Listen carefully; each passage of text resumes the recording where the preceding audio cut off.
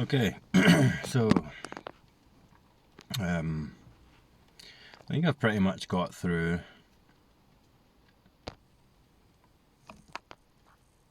almost all of these comments.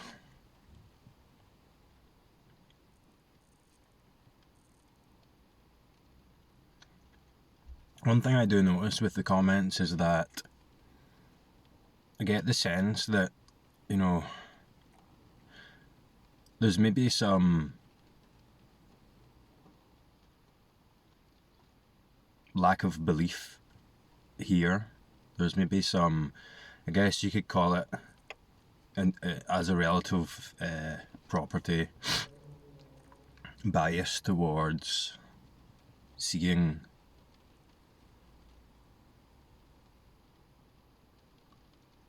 the people who are commenting as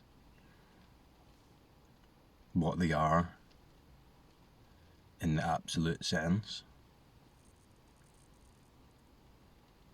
And there's maybe some lack of belief in the reality of the obstructions that are presented as questions, descriptions of experience, meaning a certain, describing a certain quality of experience, if you get what I mean.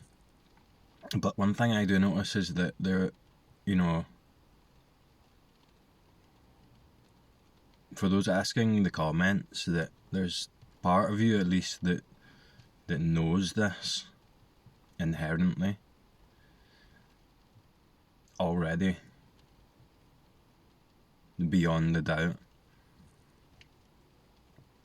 There's part of you that knows this.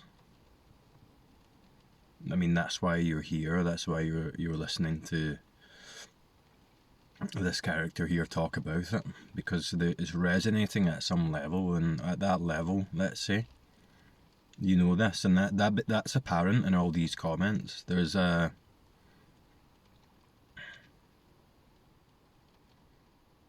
wisdom there, if you kind of read between the lines in the comments, that is answering the questions as the questions are being asked, such that, you know, it might not even be appropriate for me to answer the questions with anything other than a confirmation of what's asking.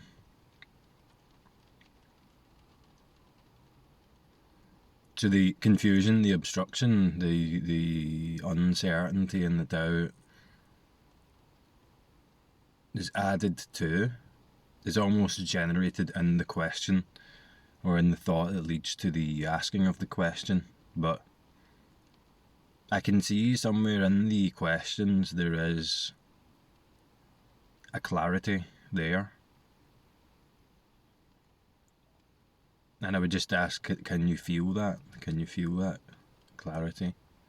Can you feel what's not subject to doubt and uncertainty? It's just too immediate, too already here, to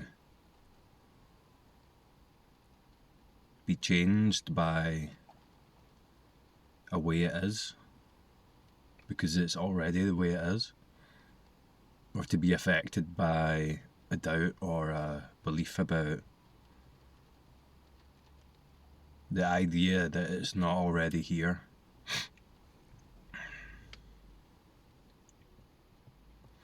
I also notice in the comments that there are direct questions, but there are also kind of more grey areas with it. So people might make statements about what essentially is their own experience, because everything I'm talking about here, everything that we can discuss, that we can talk about, is everything I can say is merely a statement about my own experience, a description of my own experience, because this is filtered through a subjective position and is bound to talk about objective concepts. As I always say, that's not what this is about. That's not what I'm talking about. I'm not talking about an objective reality from the point of a subject to a separate subject about that objective reality. But in the relative, in the way I'm speaking, anything that we can say, anything that can be commented is bound to be a statement about the experience of the commenter, or what I'm saying is a statement about the experience of the speaker in this case. That's all it is. That's how it has to be as a relative reality. But what we are talking about, what I'm talking about, what we are discussing, isn't a relative reality, although it includes that, isn't a subjective position or experience or objective conceptual reality. It's what transcends and includes all of that. So what I'm going to do is, because there are quite a lot of comments, is I'm just going to respond to the direct questions for the most part, unless there's something that's really interesting, and any statement about or description of experience, unless it's formulated in the form of a question, I'm just going to acknowledge and then move on to the questions, just in case it gets unmanageable, which it almost is. So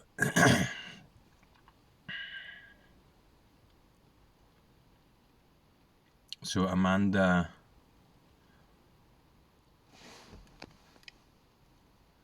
Truett, I read that as Tourette before, but it's Truett.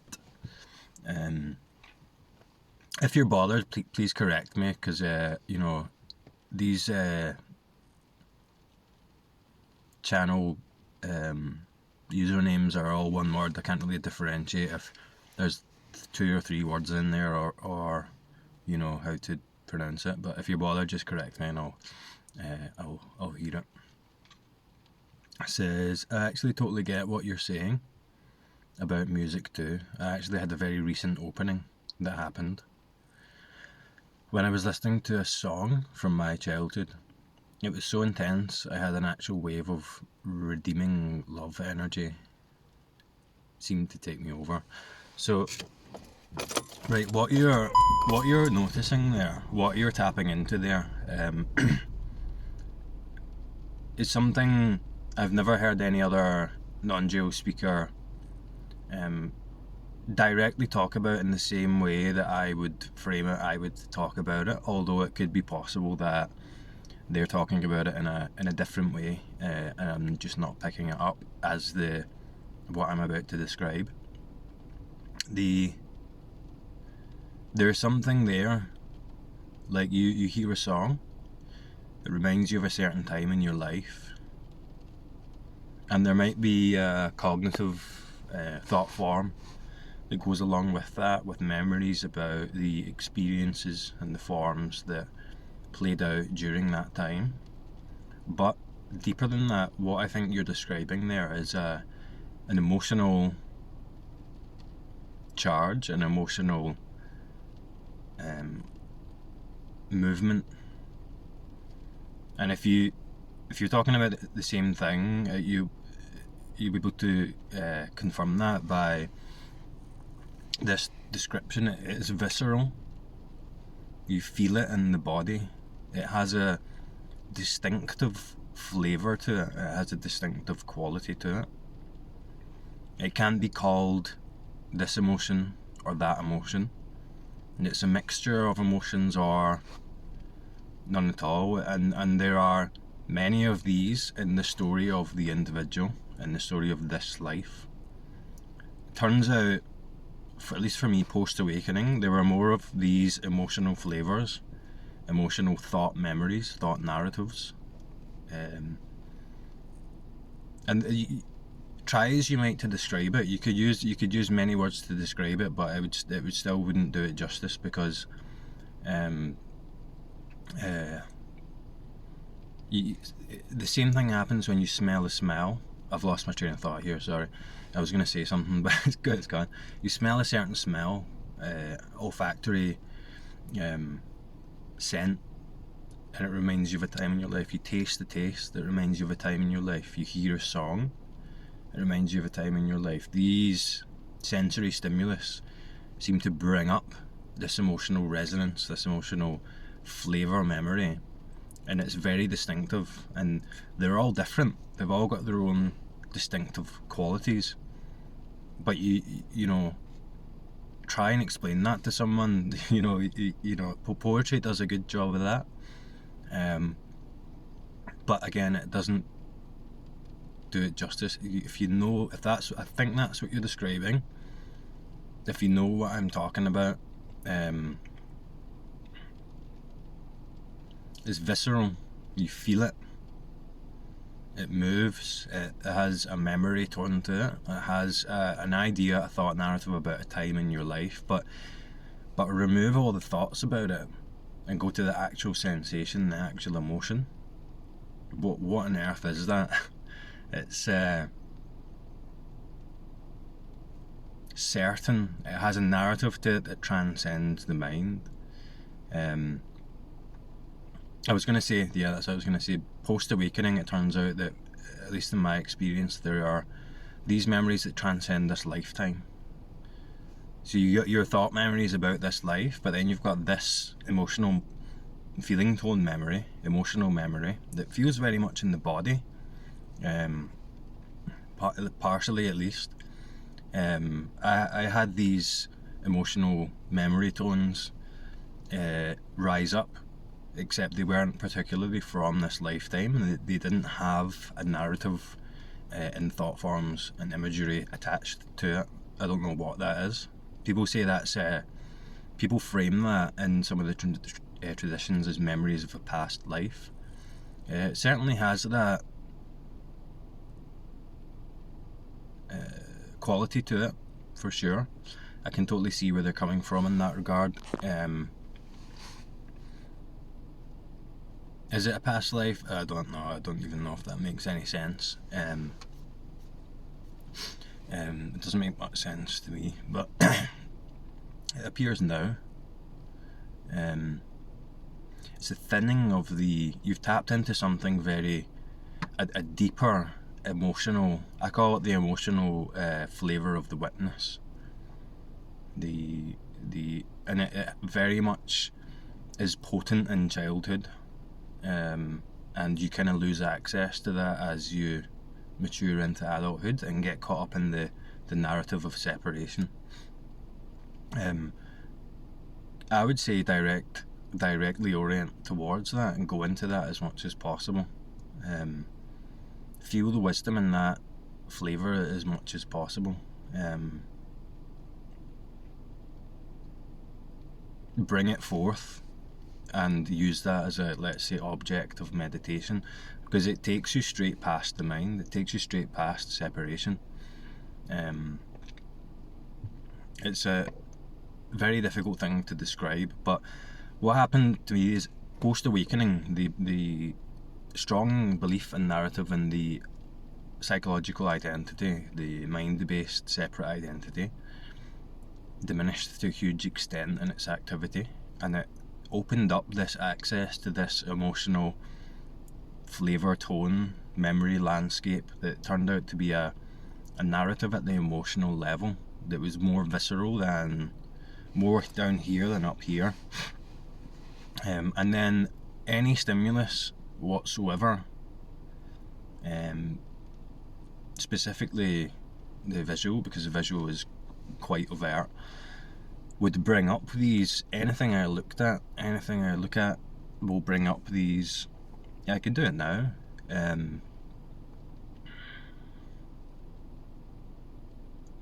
this emotional flavour of the witness, and it has a very memory feel to it, but it happens right now.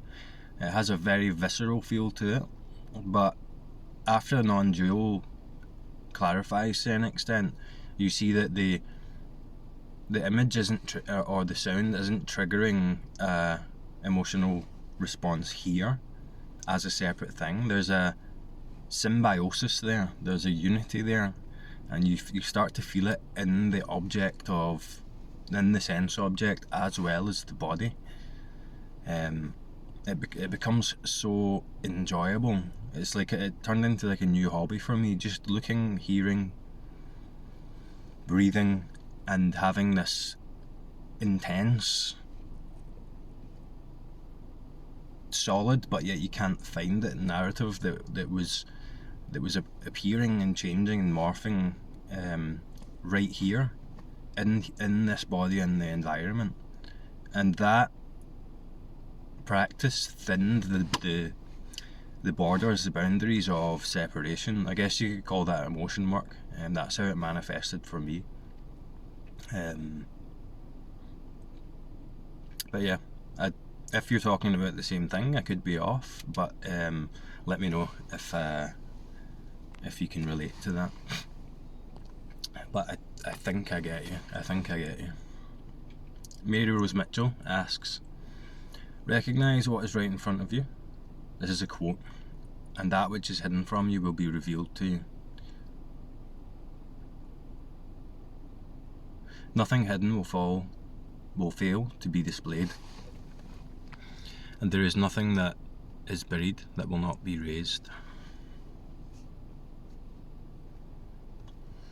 Quote again.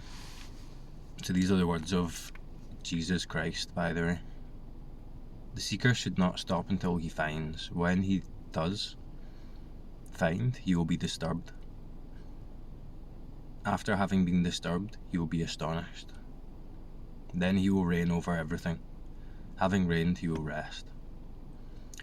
These words of JC, similar to these messages, there is no religious belief here, just a resonation with whatever is behind these words of Jesus. So, I tend not to go into the religion thing because there's a lot of deeply held importance for people, and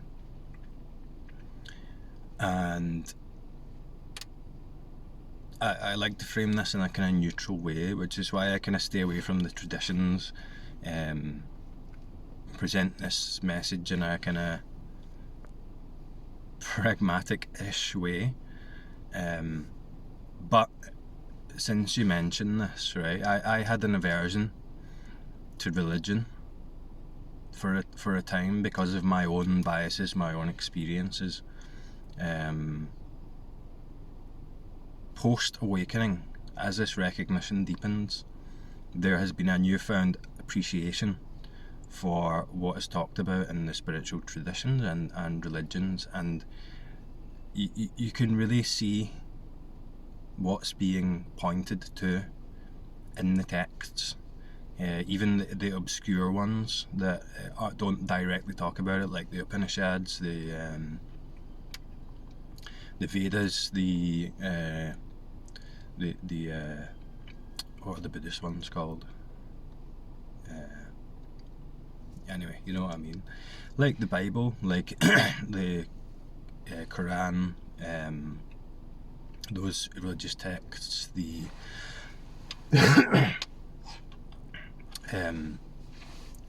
Torah. I don't know how much of this has been appropriated, has been lost in translation, how much has been added to that, how much is preserved. Like, that's a big debate for experts in the field of religion and philosophy, but there are certainly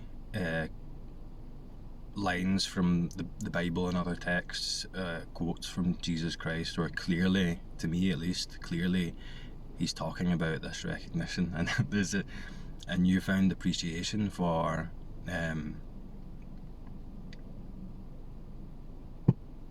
these historical words, and even the ones that, I mean, this could be interpretation. If you kind of read between the lines a little bit, you can see the pointing there. You can see the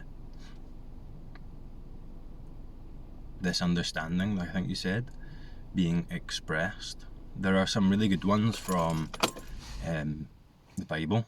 There's an article online where this guy goes in to make comparisons between the teachings of Jesus and the Buddhist traditions, and some of them are straight up like non-dual inquiries. Some of them are straight up there's loads of them.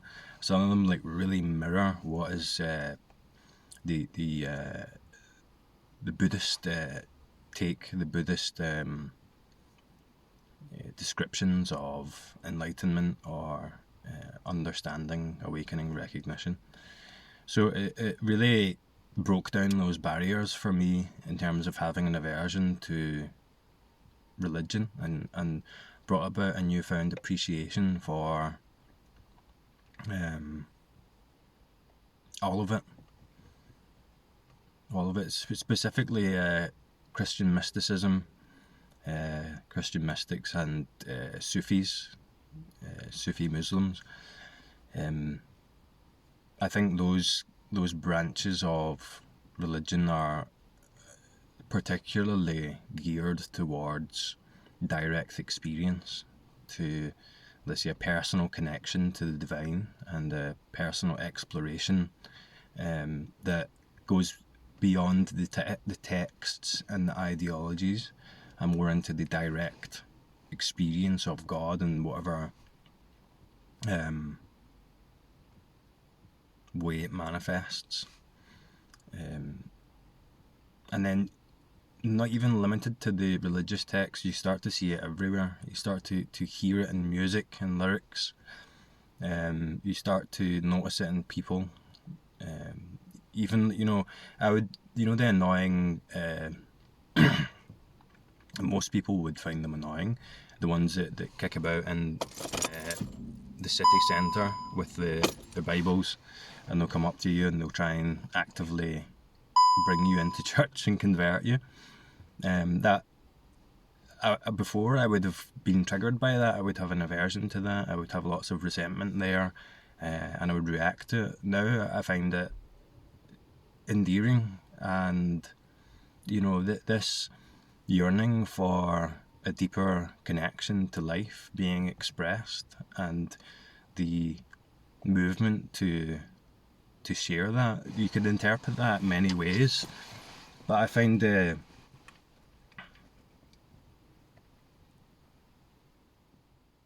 less threatening. I did find it some way threatening before, for whatever reason. Less nefarious and more endearing and beautiful. It softens everything, this recognition. It softens everything. And when the mind is softened, then the clarity comes through, and there is wisdom everywhere. I say it all the time. There's wisdom everywhere. I mean, you can read the content of a spiritual text, then you can close the spiritual text and then just look at the cover. And looking at that cover, that experience without any of the content, has immense wisdom in it, never mind the content of the book, the words on the paper, if you know what I mean. It's all right here. It's all right here. I'm not saying there isn't a profound and useful description in there, and surely there is, but it goes so far beyond the words, so far beyond the history and the characters and the distinctions between this religion and that religion. It really is incredible.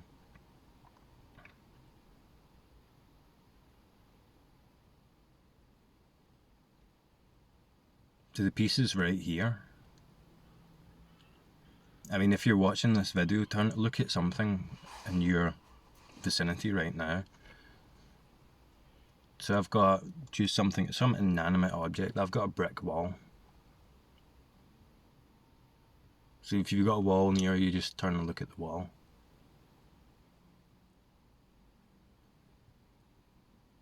What are the qualities of that? It's purely peaceful, pure contentment, pure existence. And thus it exists, it is pure wisdom, pure love. Astonishingly mysterious, completely free, completely at peace. Now, what is it that's obscuring that? Look at something else. Look at your hand.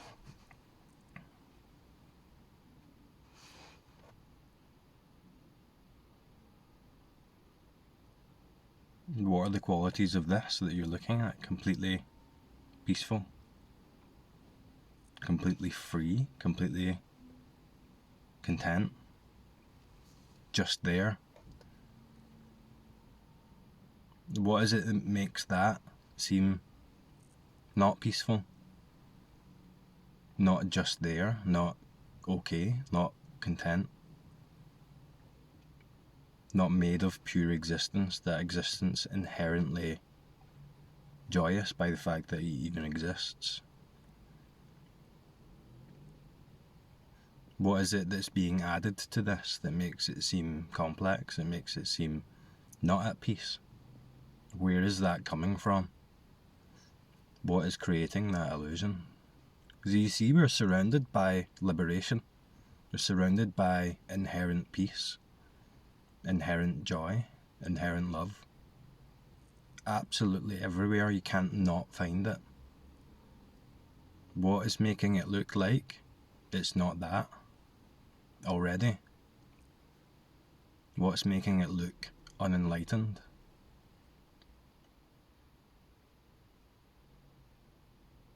What's generating the suffering? So if you can notice that quality in your environment, then you can start noticing that quality in yourself as well. So if you can look at any object and feel the pure aliveness, the pure peace, the pure contentment, the inherent liberation in that, then look at the subject, look at what's looking. Because what's looking is the experience. The experience of peace is entirely dependent on what's looking. So what's looking is also that, has the same qualities. And that's you.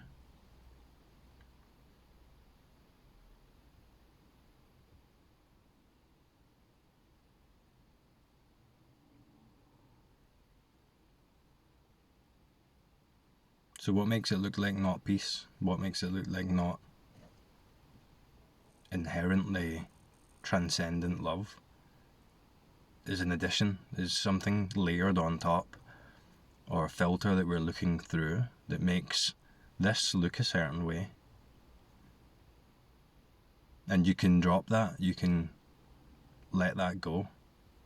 And then all that is here is what is inherently here anyway, which is just the pure this. And the pure this is inherently peaceful. And this, deepening of this recognition is just the letting go of those filters that make it look like something that it's not. Anyway, that'll do for now, and I'll talk to you next time.